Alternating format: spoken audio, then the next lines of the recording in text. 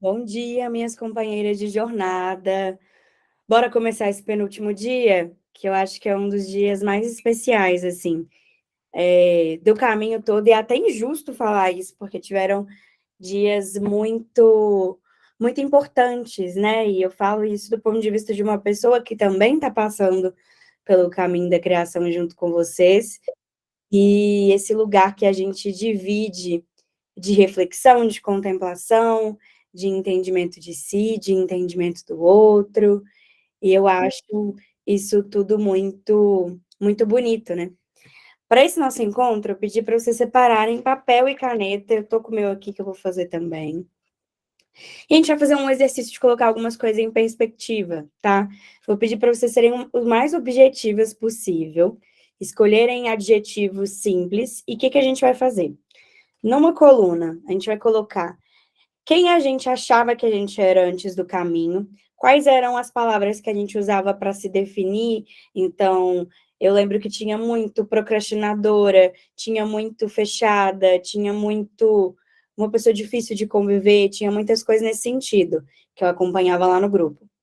Quem nós somos durante o caminho, porque é o penúltimo dia, mas não acabou, né? O que a gente percebeu sobre nós mesmos, sobre nossa força, nosso entendimento de si, que mudou com relação ao que nós éramos antes, e o principal, a pessoa que nós queremos ser depois, né? Quais adjetivos nós queremos usar para nos descrever depois do final do caminho, depois que as coisas já tiverem assentado e a gente tiver completado a nossa transformação, o nosso alinhamento com o feminino. Então, eu vou começar, e aí a gente não precisa compartilhar umas com as outras, mas se quiser pode, se quiser pode compartilhar. Vou dar uns minutinhos, uns 5, 10 minutinhos para a gente ir pensando sobre isso. Sejam objetivas, escutem o inconsciente de vocês, escrevam o que aparecer primeiro na mente. Esse é um exercício importante, e ao longo do dia de hoje eu vou explicar por quê, né? Ao longo do nosso encontro hoje, eu vou explicar a importância da escrita, da construção de imagens, da visualização. Se a gente estivesse fazendo esse encontro presencial, provavelmente esse seria um trabalho de arte-terapia, onde a gente ia pintar, a gente ia desenhar, a gente ia fazer colagem, com o que lembra a gente o que nós éramos antes, o que nós somos durante e o que nós queremos ser depois que essa nossa jornada muito intensa de 8 dias passar e deixar seu legado e deixar sua transformação. Então, vou fechar o microfone aqui enquanto eu preencho a minha. Estou super ligada no chat. Se vocês quiserem fazer, se não tiver com papel e caneta, o ideal é que tenha, mas se não tiver e quiser fazer num bloco de notas, abrir aí um documento no computador, funciona também, tá bom? É o que a gente puder fazer com os recursos que a gente tem. E dúvidas, eu estou aqui super atenta ao chat nos próximos 5 minutinhos, quando a gente estiver fazendo, preenchendo, tá bom?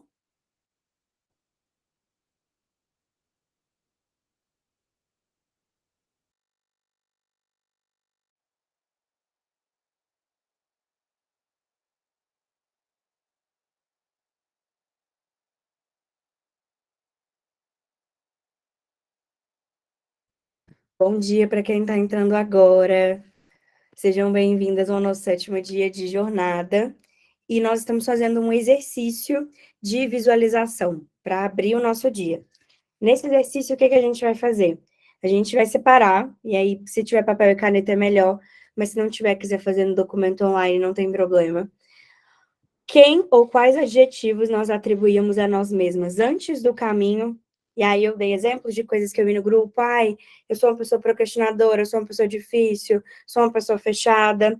Isso é o que a gente vai colocar antes. Tem a coluna do durante, que a gente vai colocar as percepções que a gente aumentou sobre nós mesmas durante esses últimos 7 dias, e principalmente quem nós queremos ser depois.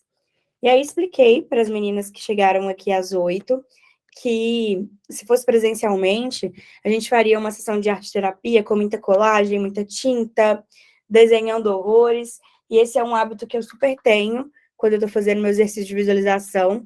Eu tenho 1 milhão de cores aqui para poder tentar expressar o meu inconsciente, e depois, quando a gente estiver colhendo os frutos dessa prática, que não vai demorar muito, são nos próximos 5, 10 minutinhos, eu explico para vocês a importância de visualizar as coisas, é importante de construir novas imagens para o nosso inconsciente. Eu mesma vou fazer o meu aqui, então vou fechar meu microfone, mas estou ligada no chat para quem tiver dúvidas, quem quiser tirar dúvida a respeito da visualização.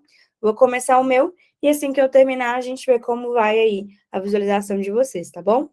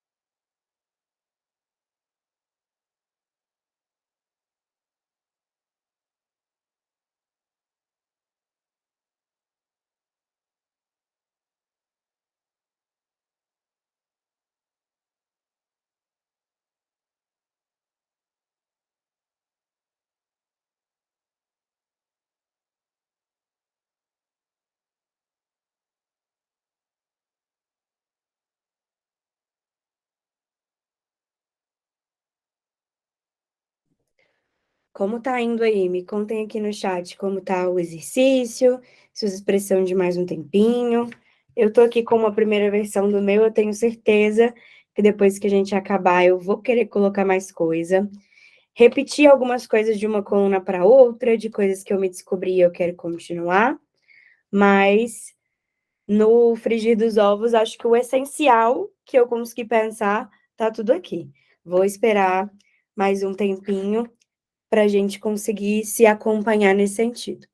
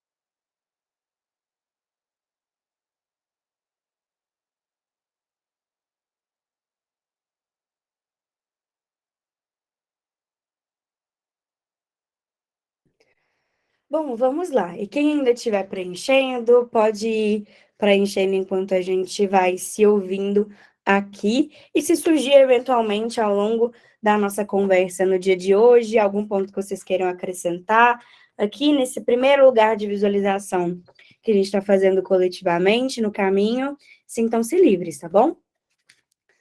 Vamos lá. O dia de hoje, o dia 7, eu sempre faço uma retrospectiva dos dias anteriores. E 7 é o número das transformações. E por isso eu quis deixar o espaço da transformação no dia 7, hoje, 7 de março, num ano 7, num ano do carro, representado aí pelo arcano 7, que é a nossa carruagem, que nos leva em direção a um espaço de transformação, né? Eu acho que para muitos lugares metafísicos, muitas mitologias, muitas numerologias, muitos lugares de estudo, o número 7, ele tem esse impacto transformador. Ele tem esse impacto de elevação do espírito, de elevação da mente. E a transformação nada mais é do que a elevação do espírito.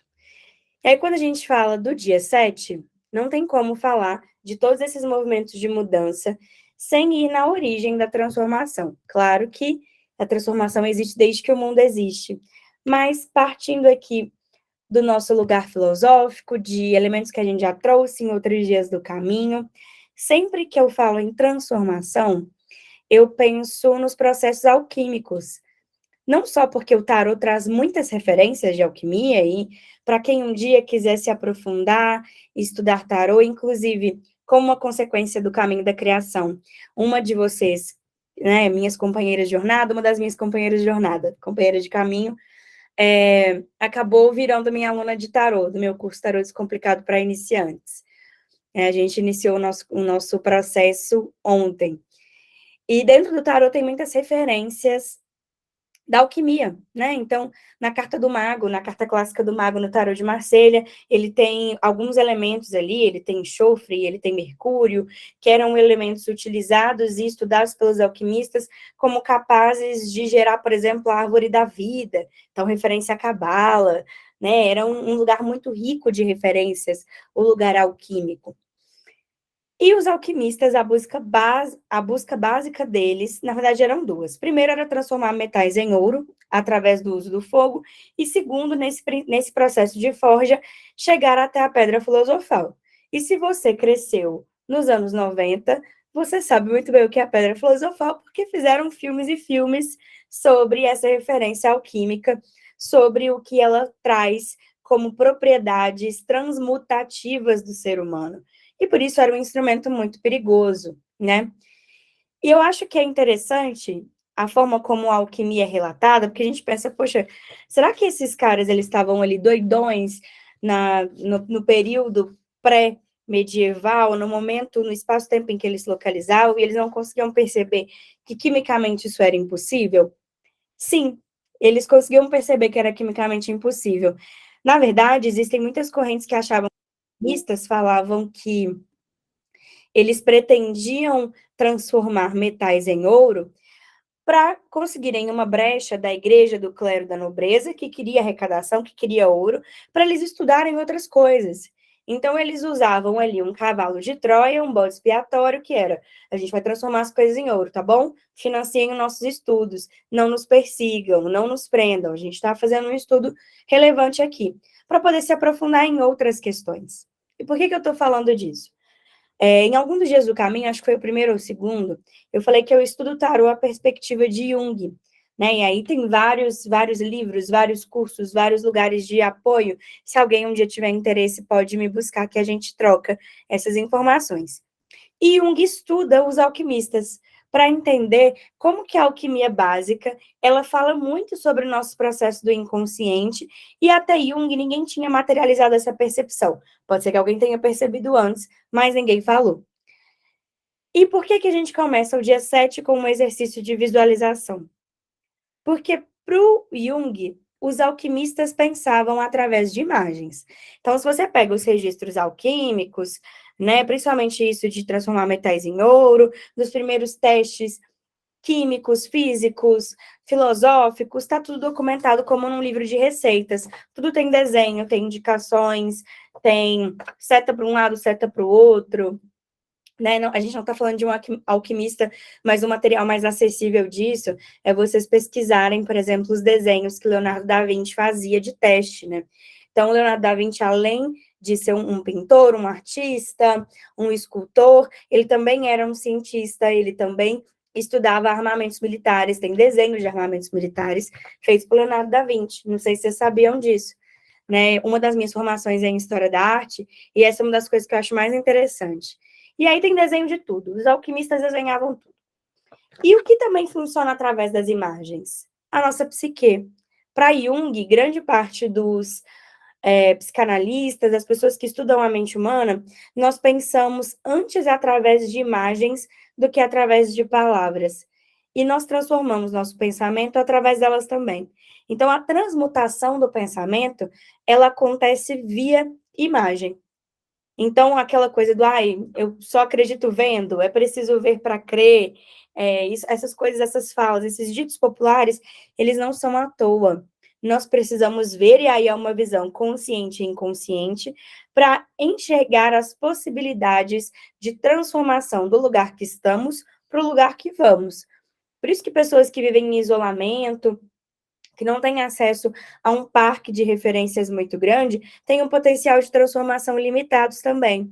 E é por isso que, ao longo dos dias do caminho da criação, eu fiz questão de mostrar imagens para vocês de tudo que eu poderia mostrar, para que vocês conseguissem ver à vista dessas imagens, transformar o repertório de vocês e a gente começar nosso processo de transmutação da psique através dessas imagens. E por isso que a gente começa com o exercício de visualização, né? As palavras, as letras escritas, elas são imagens também. Elas são a forma como a gente escolhe visualizar a si mesmo. E é importante a gente ter em mente quais atributos estão em cada uma das etapas para a gente entender o nosso potencial transformador. E aí, quando eu comecei a estudar o tarot de fato, né? Quando eu comecei a olhar para a interpretação de sonhos, e que é algo que eu gosto muito de fazer, que eu pretendo alargar meu processo de interpretação de sonhos esse ano, talvez até com um grupo de interpretação de sonhos. Depois vocês me contem o que vocês acham dessa ideia, porque eu estou amando a experiência de grupo. Domingo eu ficava lá no nosso grupo do caminho o dia todo. Mas aí, quando eu comecei a estudar tarô, toda a forma que meu campo simbólico tinha foi alterado. E eu sonhava muito frequentemente com imagens de tarô. E eu achei que isso era só comigo, né? E eu comecei a ter percepções diferentes sobre, por exemplo, o grande pai, a grande mãe, sobre a construção de ponte, sobre dar e receber. Foram elementos que eu trouxe na jornada, que foram elementos que antes eu tinha uma visão deles, depois que eu comecei a estudar tarô eu tinha outra, depois que eu comecei a trabalhar com a cartomancia, isso ainda se transformou. E eu achei que era só comigo. E aí, quando meu companheiro veio morar comigo, meu marido veio morar comigo, a gente trabalha um de costas para o outro. Eu trabalho aqui, ele trabalha ali. Se vocês já se consultaram comigo via videochamada, vocês já viram ele aqui no fundo. E ele começou a sonhar com cartas de tarô também, de uns tempos para cá, depois que a gente mudou para morar junto. E aí eu comecei a entender, não é que o tarô transforma a mente dele, também, mas que as imagens consistentes e consolidadas de um jeito ali sistêmico, padronizado, elas são uma chave de resposta para o inconsciente dele também. E aí, quando eu comecei a entender que todos nós experienciamos esse processo de uma dada maneira, né, da nossa forma individual, eu entendi que o primeiro passo para a gente começar a alinhar o nosso feminino universal, para a gente começar a se entender de uma outra maneira, é trabalhando através desse espaço imagético. E espaço que antes a gente não acreditava que eram possíveis. Né? Então, eu vejo transformações profundas dentro dos meus atendimentos. Pessoas que, de um ano para cá, né? E aí a transformação, ela vem com um tempo reiterado. Que elas acreditavam que elas eram algo, quando elas entraram no espaço terapêutico holístico, e elas saem dessa transformação com uma outra percepção de si, se acolhendo mais, se aceitando mais. E por que eu estou falando isso tudo, né? Porque o feminino é a própria transmutação, é a própria transformação. Não existe nenhuma energia no mundo mais transformadora do que a energia feminina. E aí eu não sei se vocês já ouviram falar da deusa tríplice, né? Que é mãe, donzela e anciã ao mesmo tempo. Não sei se vocês já ouviram falar.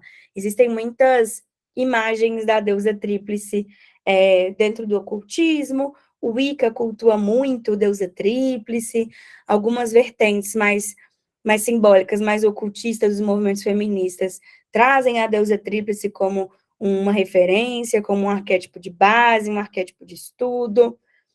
E o que é, né? A deusa tríplice. A deusa tríplice é o simbolismo máximo do caminho da criação. É a forma como a gente encontra o todo no feminino e que tem uma sobreposição com as fases da lua. Então, na lua nova, a gente agradece a face donzela da deusa tríplice pela fertilidade de ideias e possibilidades. Então, geralmente, tudo que é plantado, e os mais antigos vão saber disso, tudo que é plantado. Se eu quero fazer uma horta na minha casa e começar da semente até o produto final, eu vou plantar na lua nova e colher na lua crescente. Porque na lua nova é quando a gente agradece a donzela pela fertilidade de ideias e possibilidades. Já na lua cheia, nós agradecemos a face mãe pela nutrição e pela ternura. E ontem a gente falou muito de nutrição, no dia 6. A gente falou muito desse alimento da alma, do alimento do espírito, desse lugar de conforto. No dia 3, quando falamos de mãe, também falamos de força nutriz, também falamos de servir, também falamos desse lugar do cuidado. E eu acho que o lugar que foi mais compartimentalizado, sistematizado pelo patriarcado, pelo capitalismo, para reduzir o feminino a uma dimensão só, foi esse lugar da esfera da mãe, que é o lugar quase que indissociável, né, para essas instituições. Então, quando a gente fala de feminino, as pessoas sempre pensam na imagem da grande mãe, mas se esquecem da donzela e se esquecem da nutrição. E já na lua minguante, nós agradecemos a anciã pela renovação e pela sabedoria. E aí a gente volta no dia 1 do caminho, quando eu falei para vocês que a fase minguante da lua é quando nós estamos mais conectadas com a feminilidade, com o feminino universal, que a representação de Lilith é a representação da lua minguante. E agora a gente sabe que é em função de todo esse conhecimento aprendido, esse entendimento de que a sabedoria está no processo de se recolher para se regurgitar de volta, né? É o movimento das marés. O mar puxa para soprar de volta, ele puxa para devolver algo. Nós recolhemos as nossas necessidades e reflexões e a gente descansa sob a lua minguante e se prepara para renovar. Mas a gente está passando pela lua cheia. Hoje começa a fase cheia da lua. E nada melhor para terminar o nosso caminho do que garantir que a gente vai terminá-lo nesse ponto de explosão de energia, que a gente vai terminar no auge, que a gente vai terminar no momento de mais acolhimento, nutrição e ternura. A gente alinha com o momento da deusa tríplice, no momento que estamos alinhados com a grande mãe, entendendo essas ideias, entendendo esse ponto de vista criativo, abrindo a perspectiva para novas possibilidades, colhendo o que foi plantado no começo do caminho, que era a transição da lua nova para a lua crescente, para o quarto crescente da lua. E agora a gente reconhece o feminino enquanto sagrado, enquanto desejo, enquanto articulação, enquanto nutrição, enquanto relação, enquanto conhecimento e reconhecimento. E eu acho importante que a gente construa um repertório vasto do que é o feminino. Se antes o feminino ele representava estereótipos da feminilidade, lugares da feminilidade que era conveniente para o sistema que fossem reproduzidos, para nós não. Agora o feminino ele tem um lugar quase que etéreo, né? Um lugar divino, um lugar precioso dentro da nossa relação com nós mesmos. E agora, no dia 7, nós entendemos do que mais que tudo, o feminino é a capacidade de transformação. Quando a gente fala no dia 4, do masculino universal, do grande pai, a gente fala de um lugar de ordem, de um lugar estático, de um lugar de base, de um lugar que tradicionalmente é feito para ser inalterado, para ser construído, constituído como algo que vai permanecer sempre o mesmo.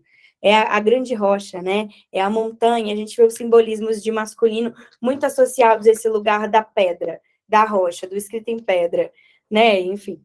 E por aí a gente vai conseguindo trazer um monte de outras referências arquetípicas para o masculino. E a gente esquece que o oposto complementar da estabilidade do masculino é a capacidade de transformação do feminino. Tudo pode ser transmutado, tudo que é trivial pode virar ouro. E a gente só consegue fazer isso aportando imagens, conhecimento e repertório no nosso inconsciente que dizem sobre a transformação, o impacto que a gente quer causar. E aí, nos dias do caminho, eu sempre tento trazer uma experiência pessoal, né? Porque eu acho que a gente está falando de elementos muito simbólicos aqui e às vezes pode parecer uma grande viagem. E pessoalmente falando, eu só fui conhecer o feminino de fato, né? Só fui entender a minha relação com o feminino. E no primeiro dia eu falo para vocês que o que me motiva a criar a jornada, a criar o caminho da criação, é porque eu sempre me reconheci com uma energia masculina muito intensa, muito forte, em desequilíbrio com relação à minha energia feminina. E eu só fui conhecer o feminino quando eu me iniciei para Oxum. E eu não vou falar de religião, porque não me cabe, mas seria injusto falar de caminho da criação, de jornada do feminino, sem falar da minha mãe, sem falar de Oxum, porque eu entendo que nas qualidades de Oxum, a gente vê todas as características da deusa tríplice. A gente vê a donzela guerreira, a gente vê a grande mãe e a sábia Yami, a anciã, a detetora da sabedoria de todos os feitiços, o conhecimento do oculto, é Oxum quem clama o oráculo, quem clama o jogo de búzios para si. Ela engana Exu, gente. A mulher, ela é poderosíssima. E nessas artimanhas que ela faz para ter o conhecimento do sagrado, da magia, do mistério, ela nos mostra muito desse lugar transformador do feminino. E que nem sempre o lugar de transformação do feminino é um lugar bonito, mas é sempre um lugar grandioso. E eu acho que é importante falar isso porque nos nossos processos de reconhecimento do feminino, a gente sempre espera que vai ser o arcano 19, que vai ser o sol. Que a gente vai acordar um dia, nossa, como estou conectada com a minha feminilidade, como me sinto poderosa. Meu marido até brinca, ele fala, nossa, como você está se sentindo empoderada hoje. E não necessariamente vai falar de um lugar de empoderamento onde a gente vai magicamente se sentir transformado, se sentir repletos de energia, mas de uma transformação que ela precisa ficar feia, ela precisa partir de um lugar de resguardo, de um lugar minguante, de um lugar de reconhecimento do próprio vazio, para a gente entender com quais imagens nós queremos povoar esse vazio e como a gente vai dar início a essa transformação. E aí eu queria aproveitar para contar para vocês um dos itãs, uma das histórias de Oxum que eu acho que mais se enquadra nesse nosso processo de transmutação, de transformação. Né? E ainda mais porque esse lugar do mitológico, do cosmológico iorubá, é um lugar muito inacessível para muitas pessoas. E eu acho importante também trazer parte dos meus valores simbólicos para compartilhar com vocês e a gente expandir o nosso centro de referências. Então, vamos lá. E aí eu peço licença se na gravação, depois da gravação, algum dos meus mais velhos estiverem ouvindo, porque eu vou contar o Itã à minha maneira, e a forma que eu conto histórias é uma forma muito peculiar. Então, disse que Olorum, que é o ser supremo, é o senhor dos céus, para os Yorubás, ofendido pela rebeldia dos orixás, ele prende a chuva no Orum, no céu. E aí, como ele prendeu a chuva, a humanidade começou a padecer. Sem a água das chuvas, os rios secavam, não havia colheita, não tinha como plantar, porque não tinha água, não tinha o ciclo da vida sendo perpetuado. E aí os orixás se reuniu todo mundo ali, bonitinho e tal, para deliberar, para conversar e para entender o que poderia ser feito. Né? Como eles poderiam aplacar essa ira de Olorum com a humanidade, essa ira de Olorum com os orixás, para que as chuvas voltassem a cair. E aí não tinha outra, não tinha o que poderia ser feito. Era preciso conversar com o Olorum. Era preciso usar a diplomacia para ver com ele se ele liberava lá a chuva, né? Se ele abria a torneira de volta. E aí o Xum, na sua forma de donzela, fala com os orixás que ela vai até o céu, ela vai até o Orum, para pedir ao Orum que retome as chuvas. E aí eles olham para ela e falam, vai, então vai, né? E frequentemente, é interessante, frequentemente nós mulheres, principalmente as mulheres, passamos por isso em ambiente de trabalho, quando as pessoas julgam que nós somos muito jovens ou não temos tempo de experiência para poder resolver algum problema. Eu já passei por isso à torta e à direita no mercado de trabalho. Me contem aí no chat se isso já aconteceu com vocês também. E aí o Xum se transforma num pavão e começa a voar sentido céu, sentido Orum. E ela vai voando, ela vai voando, ela vai voando. E quanto mais ela chega próximo do Orum, do céu, o sol começa a queimar as penas do pavão. E ela, no momento, no ápice do sacrifício, vai suportando aquela dor, a dor das queimaduras, e vai perdendo o pavão, vai perdendo as penas, e a ave vai se enegrecendo. E quando ela está no limiar do Aie, da terra, com o Orum, o céu, ela se transforma de um pavão para um abutre. As penas ficam tão negras, tão queimadas, que ela se transforma num abutre. E Oxum chega, na sua forma de anciã, como um abutre, para Olorum. Ela chega lá no céu, ela bate lá no portão de Olorum, e ela fala com ele, olha, do jeito que tá, não dá mais. A humanidade está padecendo, a gente precisa de água, não tem nascimentos, a gente tem acompanhado muitas mortes, porque sem água não há vida, não há possibilidade de continuar. E Olorum fica muito sensibilizado, né? Porque Oxum fala, sem água não tem como proteger as crianças da morte. E ele fica sensibilizado com o sacrifício de Oxum para a perpetuação da vida. E ele entende que ela se sacrificou no momento de se transformar, ela se sacrifica para garantir a ordem e a continuidade da vida.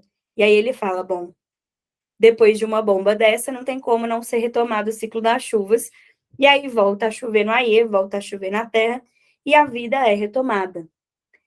E uma das coisas que eu acho mais interessantes, e quem me acompanha aqui no Instagram sabe que na janela da minha casa, no prédio da frente, sempre tem um abutre, né? Não sei se é um abutre ou se é um urubu, porque aí já é um conhecimento biológico aí das espécies muito alto. Mas sempre fica um abutre, um urubu, olhando da minha janela para fora, né? Às vezes você está olhando para o nada, ali pensando em tudo. E o abutre, ele é o pilar da árvore da renovação espiritual. Porque quando o abutre come o que apodrece, ele promove uma limpeza espiritual energética em toda a terra, abrindo espaço para que o novo floresça. Então, sabe aquela frase, alguém tem que fazer o trabalho sujo? Alguém tem que comer a carniça? Pois é. E esse animal de renovação espiritual, ele ensina sobre nós, sobre a transformação também, que é a transformação da matéria, ele se alimenta do que já está apodrecendo. Ele consegue, até o que está podre consegue ser ressignificado. Olha que loucura, olha que coisa interessante do ponto de vista da transmutação. E voltando na história de Oxum que eu contei para vocês, eu acho que a gente consegue ver esse lugar da transformação do feminino. Ela sobe como donzela, ela sobe desacreditada na figura de uma árvore bonita e imponente, e ela precisa passar pelo processo da forja do fogo, que os alquimistas falam, né? O sol representando a forja do fogo na transformação.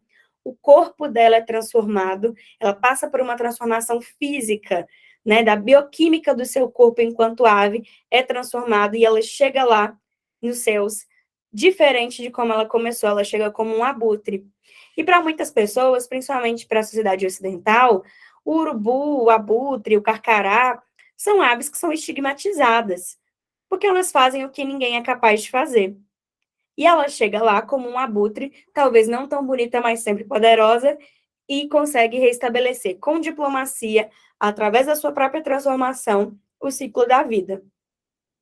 E aí, quando eu pedi para a gente olhar para o nosso exercício, quem nós éramos antes do caminho, então vou partilhar da minha experiência pessoal, e aí, se vocês quiserem partilhar, sintam-se livres, mas sem pressão nenhuma, porque é algo muito particular, eu entendo. Antes do caminho, e a tentativa de começar o caminho, de fazer com que isso acontecesse, veio muito do lugar de eu reconhecer em mim uma inconstância muito grande. E a inconstância é uma característica do feminino desequilibrado. Pessoas que começam muitas coisas, não conseguem terminar, abrem muitas portas que não conseguem fechar, estão sempre naquela loucura, naquela confusão, de muitas iniciativas ao mesmo tempo. É o arquétipo da imperatriz, do grande caos, né? Eu falo com vocês, a imperatriz, ela é caótica. Ela é maravilhosa e caótica. E não mais caótica, mas e caótica. Então, eu sempre tive muitas ideias, mas eu tinha dificuldade de disciplinar. Então, eu me coloco aqui como indisciplinada antes do caminho da criação. Também existia uma insegurança com relação ao meu potencial de guiança e muitos conhecimentos reprimidos. Então, em 3 anos trabalhando com a cartomancia, essa é a primeira vez que eu consigo executar um lugar de transmissão de conhecimentos inteiramente gratuito, com profundidade, com todas as referências, todo o repertório que eu aplico nos meus atendimentos. É a primeira vez. E não porque antes eu não tivesse capacidade intelectual, mas antes havia uma crença em mim de que talvez isso não fosse relevante para as pessoas. Eu julgava irrelevante essa entrega, esse conhecimento. Mas também, antes do caminho, eu sempre fui, e acho que vou continuar sendo, uma grande entusiasta e uma pessoa que acredita no poder da transformação. Então, eu identifico esses pontos de instabilidade do feminino e hoje vejo como eles foram transformados. Então, durante o caminho, eu me percebi uma pessoa disciplinada que acordou todos os dias, sábado e domingo, 5:30 da manhã, e executou uma rotina com perfeição e conseguiu manter as entregas do caminho, o suporte no grupo, enfim, desde subir todos os vídeos, que é uma coisa que eu faço sozinha, até manter minha agenda de atendimentos, gerenciar a tenda e todas as outras coisas que eu faço, com muita maestria. Então, me vi uma pessoa disciplinada, me vi uma pessoa estudiosa, porque a cada dia que passava, eu queria trazer novos e conhecimentos maiores para vocês, para a gente aprofundar o nosso aprendizado em conjunto. Me vi como uma pessoa expansiva, porque, para falar a verdade, eu imaginei, mas eu nunca acreditei, né? A gente imagina, mas não acredita. Eu nunca acreditei que o meu trabalho fosse chegar em tantas pessoas e fosse movimentar tantas pessoas. Me vi muito focada, muito sensível, muito cuidadosa com relação às coisas que vocês vinham trazendo. E essas são características, adjetivos que talvez em nenhum outro momento da minha vida eu tenha conseguido atribuir a mim. Porque eu sempre vibrei muito nessa energia masculina, sisuda, rígida, que não compartilha, que vive de uma maneira livre, como um eremita. Eu sempre me vi nesse lugar. E conseguir fazer essa entrega desse tamanho para vocês me transformou numa pessoa muito mais acolhedora e cuidadosa do que eu imaginei que eu poderia ser. E depois do caminho, né, depois de amanhã, no nosso último encontro, quando nós fizermos o nosso encerramento, eu pretendo inaugurar uma fase de uma visão de mim que seja grandiosa, que seja cuidadosa, que seja sábia, que seja comunitária. Esse trabalho em grupo me fez desbloquear um potencial muito grande, e eu não sei o que vocês acham, mas eu acho que o grupo também é um espaço de muito aprendizado e, acima de tudo, um lugar de acolhimento, que eu acho que é uma das características do meu trabalho que eu mais gosto e que eu vejo a necessidade de expandir depois do caminho. E vocês viram muita transformação aí no antes, durante e no depois? Como que foi esse processo aí para vocês? Quem quiser falar no chat, pode falar no chat, a gente vai conversando, a gente vai se entendendo, mas queria ver se vocês perceberam mudanças profundas ao longo dos últimos 7 dias, principalmente nas formas como a gente se vê, como a gente se trata, né? E eu percebi até, um parênteses, enquanto vocês vão se articulando, eu percebi até mudanças físicas, gente, até uma melhora na minha pele, na qualidade do sono, meu cabelo e unhas cresceram mais, é uma coisa que eu não imaginava, não tinha mapeado, mas tudo cresceu, tanto que essa semana eu vou marcar de cortar o cabelo, porque ele cresceu muito, eu percebi um crescimento muito grande, desde que eu iniciei esse processo do caminho com vocês no mês passado até agora. Não imaginava que isso ia ser um resultado, uma consequência. Alguém gostaria de compartilhar como está sendo esse processo do caminho? E é interessante isso que a Luísa colocou no chat. Eu entendo que acompanhar todos os dias é difícil. Tem pessoas que estavam aqui quase todos os dias, né? Michele, Ana Clara, Laís também teve aqui muitos dias, na maior parte dos dias. Foram pessoas que eu até vou sentir falta depois de amanhã, viu, gente? Me manda mensagem para saber se eu estou viva, que eu vou sentir falta de vocês durante meu cafezinho. E como é algo que fica gravado e é algo que não necessariamente é datado, né? Não tem uma data, tem um alinhamento com ciclos da Lua que é interessante ser feito, né? Mas é bom acompanhar depois, e quem quiser rever, reveja. Mas depois vou querer saber de vocês como foi essa transformação por aí, a profundidade dessa transformação. E depois, se vocês quiserem deixar uma mensagem lá no grupo, depois que bater bater a onda forte, né, do dia 7, a gente conversa com calma. Michele trouxe uma observação aqui, que durante ela se percebeu mais observadora e, de fato, né, a gente começa a olhar para aspectos que a gente geralmente não olha. Libido em transição, e eu falei para vocês, uma desconexão com o feminino, ela puxa o plugin da libido porque a gente não se sente capaz de perseguir nossos próprios desejos, né? Então, a baixa na libido, quando a gente fala do desequilíbrio do feminino, está diretamente associado ao quão relevantes são os desejos na nossa vida. O quanto a gente abre espaço para desejar e ser desejada, o quanto a gente abre espaço para lidar com aquilo que a gente não necessariamente controla, né? Então, o controle é o oposto do desejo. Quanto mais controladora é uma pessoa, menos libido ela tende a ter, porque o desejo ele vem nas brechas do controle. E eu acho bem, bem importante a gente olhar para isso, né? Isabela falou que ainda está absorvendo o que ela viu na aula 3. Gente, a aula 3, ela foi um portal, né? Para todos nós. Eu sinto que ela empurrou todo mundo para frente. Até quem não esperava foi empurrado pela aula 3. Foi um negócio de doido, viu? Foi sem explicação. Então, o seu tempo para poder absorver e depois você me chama para a gente conversar, Isa.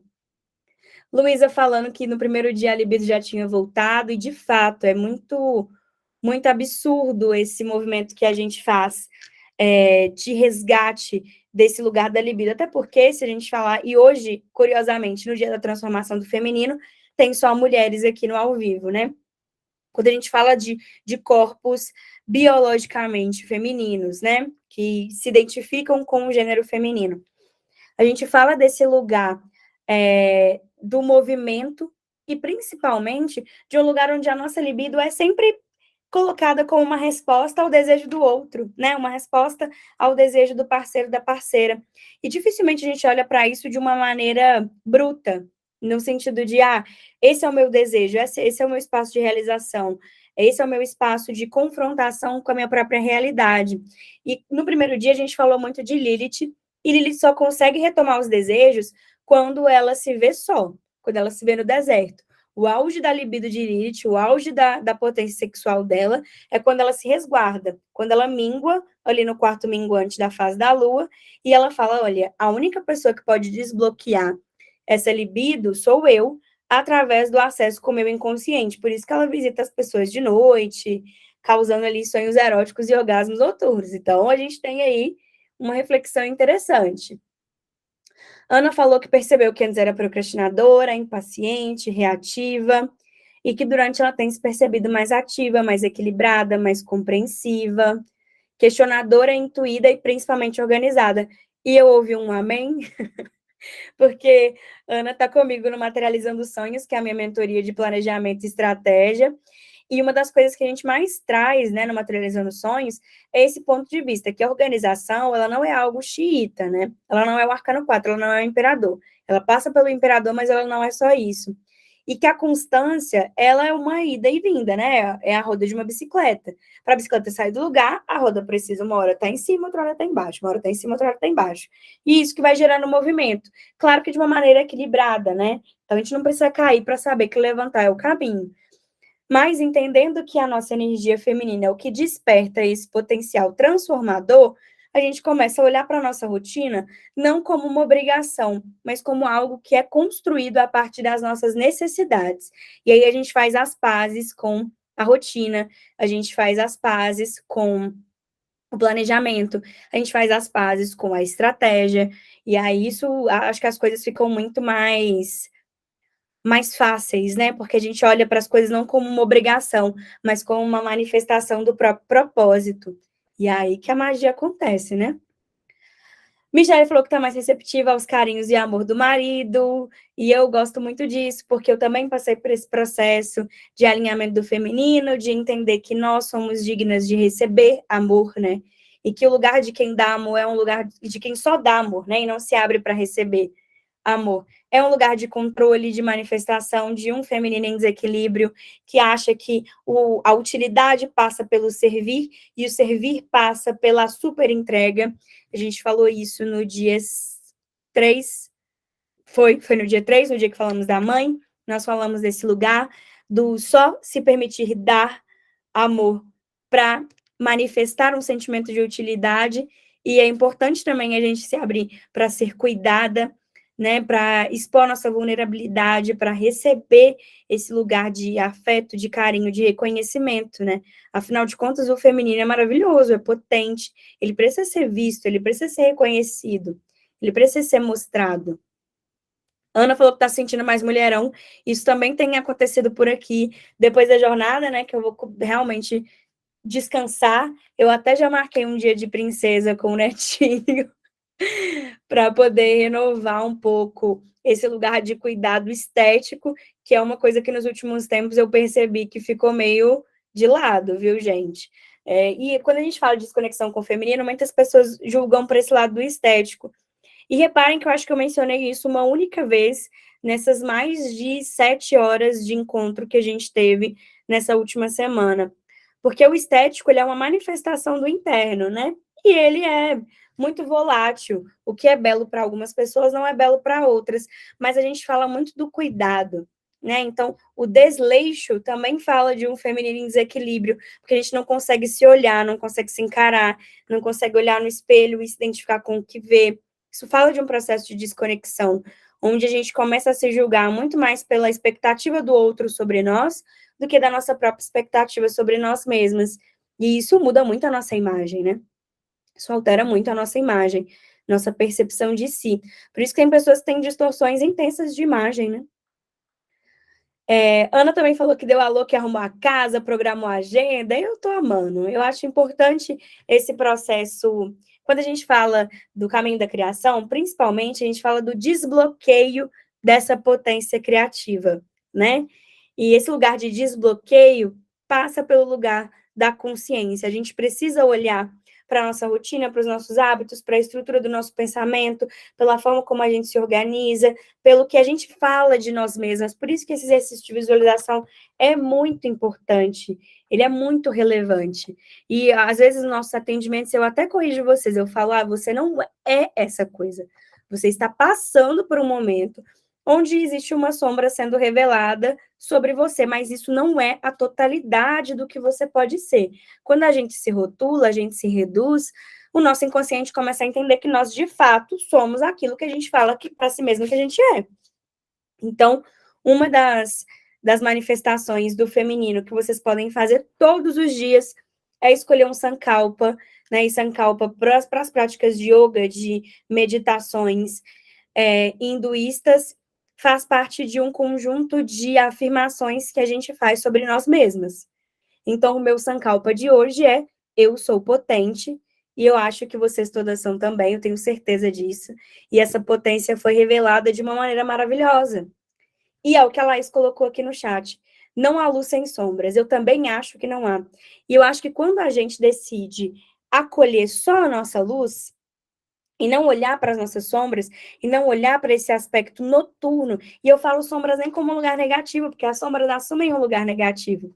E quando o feminino ele é interpelado pela lua, ele é reduzido arquetipicamente à lua, não é à toa, é porque é de noite, são nas sombras que as coisas elas crescem. Tanto que para a gente, quando a gente fala, por exemplo, uma criança em fase de crescimento, ela precisa de o quê? Se alimentar bem e dormir bem. Ela precisa do processo de se recolher às sombras para que o corpo dela comece a se expandir.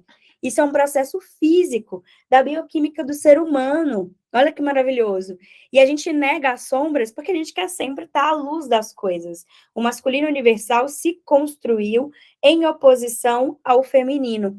E acolher as sombras não é acolher o erro, mas acolher as possibilidades que existem quando não há luz. Então, se não tem luz, você vai deixar de existir? Não, claro que não. A gente constrói pontos de luz. Mas entender o que é essa sombra, entender esse lugar do feminino como não só como uma sombra, mas como a possibilidade de crescimento, de constituição, de reclusão, de nutrição que existe quando nós estamos totalmente recolhidas para nós mesmas, né? Tanto que eu falei para vocês em alguns dias do caminho da criação que alguns processos religiosos que são iniciáticos, eles acontecem em um período de recolhimento. Então, você precisa se recolher para renascer. né? E a gente não dá valor a isso, né? A gente vive numa sociedade que fala o tempo todo para a gente se mostrar, onde todas as profissões agora são profissões blogueira, onde tudo tem que ficar sempre muito à mostra, muito à vista. E a gente só mostra o que é digno de ser mostrado. A gente dificilmente se abre para enxergar as nossas sombras coletivamente, e por isso que esse trabalho que a gente faz aqui no Caminho, antes de tudo, é um trabalho de muita coragem. É preciso ter muita coragem para se enxergar, para se ver e para se conectar. E eu acho que esse é um lugar de muita riqueza do nosso processo como um todo. Bom, para a gente encerrar o nosso penúltimo dia, antes do fechamento do campo simbólico, que é amanhã, e eu já estou saudosista, eu já estou com saudades, vou sentir saudades de ter vocês nas minhas manhãs, todo dia, na mesma bate-hora, no mesmo bate-local. Eu gostaria que a gente fosse para o encontro de amanhã, pensando quem nós somos a partir do caminho. Não só quem nós somos, mas quem nós queremos ser. Qual é esse reflexo que a gente quer gerar a partir desse processo de reconexão com o feminino?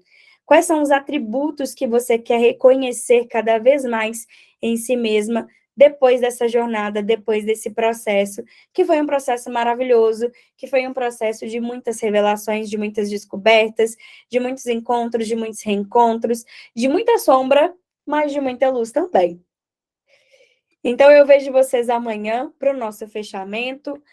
Mandem suas dúvidas, vamos conversando no grupo. Vou jogar essa reflexão de quem nós somos a partir do caminho lá para as pessoas que não puderam vir no ao vivo também participarem desse processo de partilha e a gente se engrandecer com as nossas experiências. Um beijo em todo mundo, um excelente dia para vocês, uma excelente semana e a gente se fala amanhã, Dia Internacional da Mulher. Não tem dia melhor para a gente fechar nosso campo simbólico e celebrar a riqueza do feminino nas nossas vidas, né? Se cuidem.